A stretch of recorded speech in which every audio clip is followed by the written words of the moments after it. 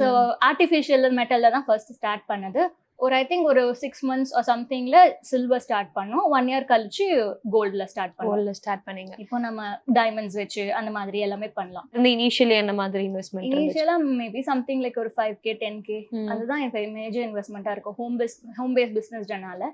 But of course அதுதான் initial இன்வெஸ்ட்மெண்ட்னாலும் as we grow investments நிறைய வந்துட்டே தான் இருக்கும். அது எப்படி அந்த growth எப்படி இருந்திருக்கு? என்னென்ன விஷயத்துல அதுக்கப்புறம் இன்வெஸ்ட் பண்ண வேண்டியதா இருந்துச்சு? அதாவது ஃபர்ஸ்ட் ஆர்டிஃபிஷியல், அதுக்கப்புறம் கோல்டன் வரும்போது இன்வெஸ்ட்மெண்ட் அப்படியா?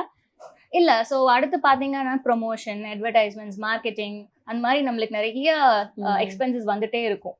அது நம்ம பண்ண தான் இப்போ இனிஷியலா நீங்க பாத்தீங்க அப்படின்னா எல்லாம் அந்த ஃபர்ஸ்ட் 2 yearsல எல்லா மேகசின்ஸ்லயும் கவர் ஆயிடுச்சு நம்ம without any spend from my money because it was new, the concept was new. இப்போ பாத்தீங்கன்னா மார்க்கெட்ல நிறைய பேர் இருக்காங்க. இப்போ என்ன ஒருத்தவங்க கவர் பண்ணோம், I have to do some gimmicks, ஓகேவா? So I have to do some gimmicks or I have to pay to somebody. அந்த மாதிரி பெரிய இதுவா இருக்குன்னா அவங்க கிட்ட பேமெண்ட் பண்ணி அந்த மாதிரி தான் பண்ண வேண்டியதா இருக்கு. So the first 2 years was easy for me. எல்லா டாப் மேகசின்லயுமே கவர் ஆயாச்சு.